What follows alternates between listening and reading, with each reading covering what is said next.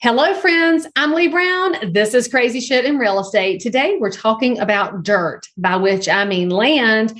And frankly, for those of y'all that are interested in local government, you better be thinking about this story when you talk to your county commissioners. Daniel Apke joins me today. Enjoy the conversation, and I'll see you on the other side. You're listening to Crazy Shit in Real Estate. You'll be amazed at all these wild but true situations that others have found themselves in. Because on this show, you'll hear uncensored, unbelievable stories from the world of real estate. I'm Leigh Brown. Let's dive right in. So talk to me a little bit. Tell me where you're located, what you do in and around real estate. Give us a little bit of the Daniel story. Okay. Yeah. I'm from Cincinnati, Ohio, but last year I moved down to Tampa, Florida. And I'm in the Tampa area now. Nice job. Yeah. So it's been good to me down here. But I have a real estate rental business up in Cincinnati where we buy, hold, and rent out. And then primarily my main source right now is a land flipping business. I don't know if you've talked to anyone who's in the land business, but that's primarily what I'm doing. I have a team of employees working with me on that. And then we started having pretty good success with the land flipping business. Other people started kind of asking us how we're doing it and what we're doing to acquire and all that. So we ended up creating a course, my brother and I, on how to do it. So that's kind of where we're at now. So we have a real estate educational program, and then we have the land flipping business. So you're still doing the land flipping yourself as well as educating on it. Correct. Yeah. And that's kind of the way we looked at it. I mean, we want to stay involved so we know what's going on in the industry. It's kind of hard to teach something you're not doing, I think. Absolutely true. That's definitely one of my sticking points. So I'm curious about your perspective on what I can hear somebody saying in the comments right now. Why would you train your competition? So I'd love to hear your answer to that, because I know how I answer that. Yeah. I mean, there's like millions of parcels of land out there. And so I can't send mail. I mean, we acquire from direct mail, right? So we send out direct mail with prices on it, and it's an actual purchase agreement. So we pull a bunch of data, get the comps, and then we pretty much bulk price everything. And we'll send out about 20,000 mailers a month. But there's so much land in the US. And also, like, say we mail somewhere today and we do pretty well in that we mail by county. So say I mail Hamilton County, Ohio today for all the vacant land from 5 acres to 20 acres. I'll mail it again if I do well in that area 3-4 months later and get completely different good results. So it's a timing thing.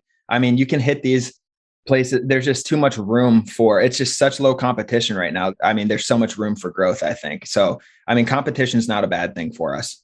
Well, and land is hard for a lot of people to get their mind around because it doesn't have rental income attached to it. It's not like you can go in and put some carpet and paint in it and flip something up in value. You're essentially buying something either below market so you can change it for something else. Maybe you can change zoning, you can possibly develop it. There's ways you can spend money on land, but at its core, when you buy it, you kind of know you're buying something that doesn't really have collateral attached to it, which is why the banks don't like land a whole lot. Right. So how did you land in this really specific space? Was it by accident, or did you do some research to find a niche? Yeah. So like I said, I started in rental properties. The first property I ever bought was a salon. It was a commercial property, and we still have that today. I love commercial properties. I'm trying to get more and more involved with it. But yeah, I was doing that. And then I had some different online businesses throughout the years, not real estate related. And I love my freedom and flexibility. And one of the people I was doing my online businesses with told me about how they're buying and selling land across the United States 100% remote. So it really fit my portfolio at the time. And I love real estate too. Like, that was kind of my passion. I was looking to get more and more involved besides the rental business. So I actually sold all my other online businesses to dive into this because I knew it's 100% remote. So I'm doing it in Florida. I've never bought a property in Florida. All of our properties are elsewhere that we're buying. So it really just fit what I was looking for. And then along with that, like I said, the competition is really low. There's not a lot of people doing it. There's not a lot of competition. And you'd be shocked how many people that own land don't want their land just because they're paying taxes on it. There's nothing on it. So a lot of times they're inherited this property. Exactly. They inherited it, whatever, they were gifted it. They bought it 20 years ago and they thought they were going to build on it and they never built. So they're paying taxes on this and they're sick of it. And then I know you're a realtor as well, correct? I am. Right. So if we're in the middle of Alabama, say we're buying property in the middle of Alabama and it's 2 hours away from a city, there's not a lot of realtors out there in those areas to just go drive 2 hours, get the pictures for a $30,000, $40,000 property. So they're not easy to sell if you don't know what you're doing. It's just hard. If you own land and you don't have a realtor and you're not a real estate professional, where do I get started? At the end of the day, it's not easy to sell land because it is different. It's not like a house. The niche is different. The market's different. So it's just, I really like that aspect of it. And that's what we like to use a realtor on the sell side, but buying it, we buy everything off market and we have good relationship with our people listing it. And I think that's what really sets us apart. So we buy it off market and then list it with a realtor on the sell side typically. Okay, so that's pretty smart. So then when you go to maximize the value, you're calling a realtor professional who's going to go drive by it and take the photos and do the drone and make it look good and put it in the multiple listing service or on the land websites that are out there. Correct. And it all works as long as you buy it correctly. When you're buying these properties, you're obviously buying it below market because you're the one taking the risk on it. How do you explain to the landowner that you're going to flip it out? How does that conversation go? Are they cool with that as long as they get enough? They don't mind you making a profit? And how do you approach that so that everybody feels fair? Yeah, to be honest, land in these areas that we're in, a lot of times it's not easy to determine what the value of your property is. Right. So a lot of times they don't know. And a lot of times they just need money now or whatever the situation is, or they're so sick of it. They're up in New York and the properties in Georgia or Ohio or wherever it is. You can do this anywhere. We've done this in all 48 states, really. So it does work anywhere. But a lot of times we do get those questions where they're just like, hey, what are you going to do with this? Most of the time, it's not a price question at that point. It's usually just like, I've owned this land for 20 years. I don't want a big subdivision going there because it's like pride ownership type stuff.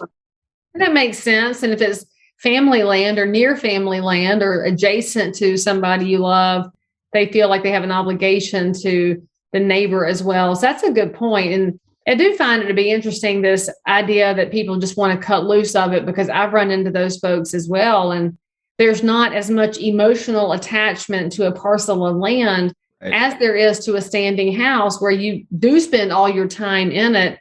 It's two different things entirely, which is why in the professional realtor side, it also means you have to be selecting realtors that know land, because a realtor who only knows houses is not going to ask the right questions necessarily unless they've got a mentor, because land is different.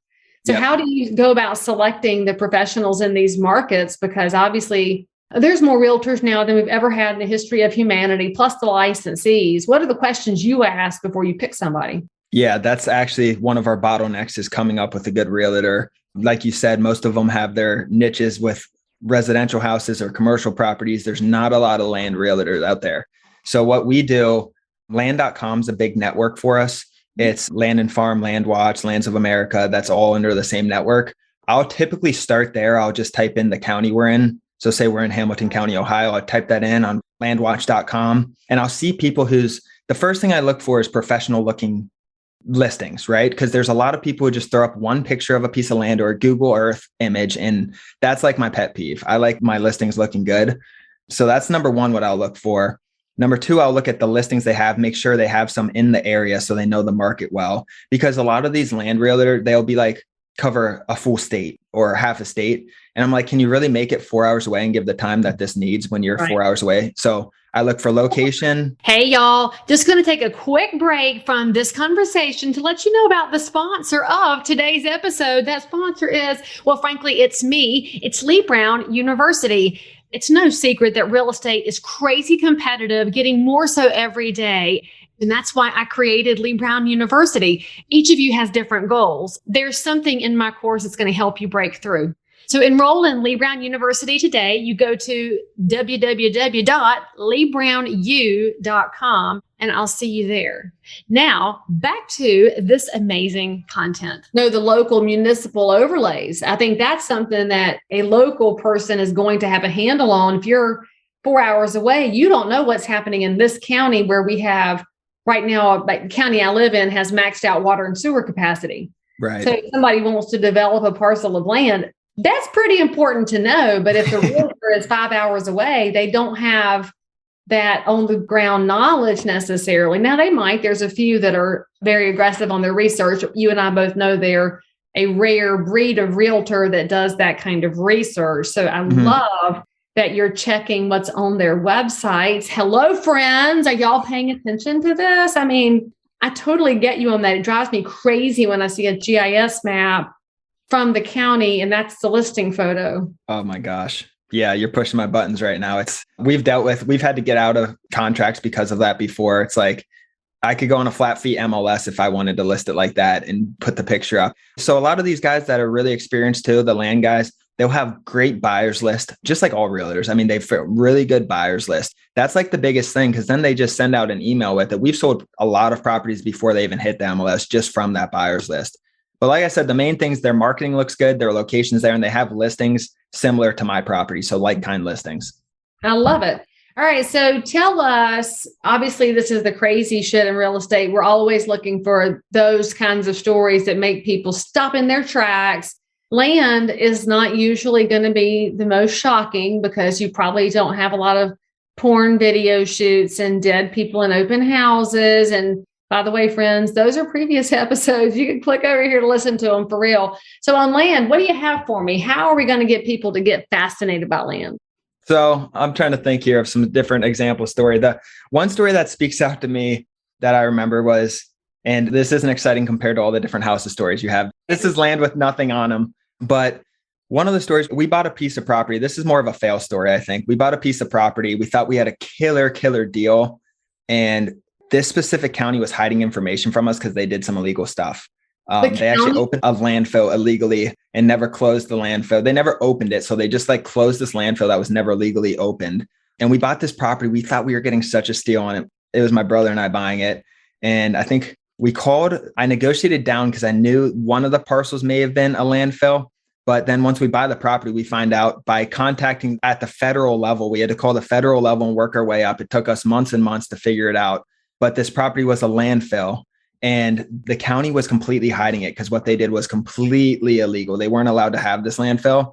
How does this happen? Wait a minute. You said you spotted that this might be a landfill. What were you looking for? What's the tell? This is bizarre. Yeah. So there was one comment on the legal on one of the parcels. It was two different parcels, both 10 acres right next to each other. One of the deeds had like a landfill mention in it, but then I would call the county. They would act like they didn't know anything about it. I contacted everyone. The old owner didn't know anything about it. Supposedly they were all just lying to us. And we had to kind of go around them and work up to the federal level to see what was going on. And it ended up being a nightmare of a process and not super exciting story, but it's just one of those that the county and everyone was pushing it on the rug because it was completely illegal.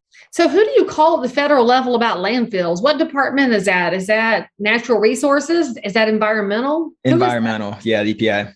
Yeah, we worked our way up and we ended up having them go out there and testing soil and doing all kinds of stuff like that on it. But they opened it in like the 80s. So everyone was behind it, like they were already retired or whatever. So it wasn't anyone now's fault. It was funny how shady it got. Like people started declining our calls, blocking us. Like it got pretty shady. And the people high up in that county knew what was going on. I'm sure the people answering the health department calls didn't know, but they kept just tucking it under the rug. Did anybody go to jail for this or get their hands slapped? Anytime? I don't know what happened after that. Eventually, they granted us building permission on it because they knew. Yeah, they gave us permits eventually. So I was like, once I had the permits, I didn't care. I just wanted to be able to put a structure on it. That's another reason to use a local realtor, right? And honestly, exactly. Almost have to use a 30-year realtor because a 3-year realtor. And I love you, my early career friends. I'm not slamming you. But if you're a 3-year realtor who moved to a market from another state, your chances of knowing this are pretty slim, which is, how do you solve for that? I guess you better pick a realtor who's got a mentor or a broker who's been around the block a few times who might know some local things. It's fascinating because, of course, my mind is running right now, Daniel, because I'm in a fast growing market. And we have more relocated people here than natives by a long shot. And of course, most of them have the real estate license because why not? But their ability to know all of that stuff is limited. This is fascinating. Yeah, it was a tough situation. Actually, like this was earlier on in our land careers too. So there was actually some signs that something more, but we got such a good price on it. We still doubled our money on that deal just because our margins were so good, but the buyer pool was so much smaller. Oh, yeah. After looking at it, so on Google Earth, you can go back and kind of go back to like 1990 images and keep going up. And we do that a lot with our properties. But if we would have done that, there's a weird circle on this property that was dug up, and you could tell like the rejuvenation of certain trees and stuff. There's something that happened there. So that would have been like the first red flag. And with an experienced realtor, they would have spotted that right away, I think. So if you're a realtor watching or listening to this, this is why you do your homework before you stick a sign in the ground.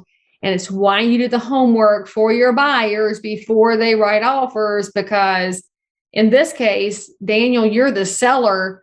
You are not the bad guy because you're buying it off somebody else who may not have known either, because we're talking time and shenanigans going on. That's something else. So when you learn those things, what do you do on your next parcels? What do you use for resources doing research? Do you just use Google Earth, or like I use OwnX as my favorite land app that I use for finding corners? Are there any apps that you use or websites that are specifically helpful? Our big one's MapRate. I don't know if you've ever heard of maprate.com. That's our big one that we use. You can get a lot of different information on there and you can see a lot of stuff. I don't think MapRate would have really helped us in this specific situation, but it's a great resource for that. Maprate.com's what we use. But yeah, we just take it through a due diligence. We talk to the counties a lot, call the health department, because the biggest thing on the East Coast, anywhere east of like Mississippi, is septic tanks. Everyone's like, well, I'll be able to get a permit, septic permit, all that.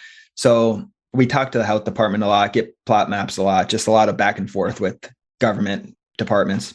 Well, and in North Carolina, it's expected that a realtor will do the septic permit pull as part of the job of listing a property. And we have agents that forget about that task. Although there are a couple of courthouses that have burned down. And so not all the records go all the way back. And that is what it is. All right. So if somebody wants to talk to you about land flipping or your educational course, what's the best way for them to find you, Daniel? So our website is landinvestingonline.com. I would start there, visit landinvestingonline.com, or you can email me directly. It's daniel@landinvestingonline.com. If you have any questions at all, I'm open. I love to help people. If you don't know where to get started in real estate, this is a really good resource because the upfront capital needed is a lot lower than traditional real estate. As long as you do your research, right? Do your research. Absolutely. All right, friends. Well, all of Daniel's information is in the show notes for this episode. Make sure that you go through and check out the course, follow him online, ask any questions you have. Most importantly, though, make sure you click up here to subscribe and hit the bell so you can come back for more crazy stories. And maybe next time you go to a county commissioner meeting, you will have different questions to ask yourself. Daniel, we appreciate you coming on the show and giving us an entirely different angle to think about. Absolutely. Thanks for having me. All right, guys, we'll see you next time over here on Crazy Shit. As always, I'm so super thrilled that you joined in for more crazy shit. And if you're a realtor, investor, inspector, lender, or just a regular human being who happens to have an unbelievable story that you need to tell the world about, or frankly, you just need to one-up the story you just heard, then make sure to DM me on Instagram @LeightThomasBrown, or tweet me @LeightBrown, or frankly, any social network where you hang out. I'm there. And if you had some fun, then you totally want to subscribe so you don't miss out on any future episodes.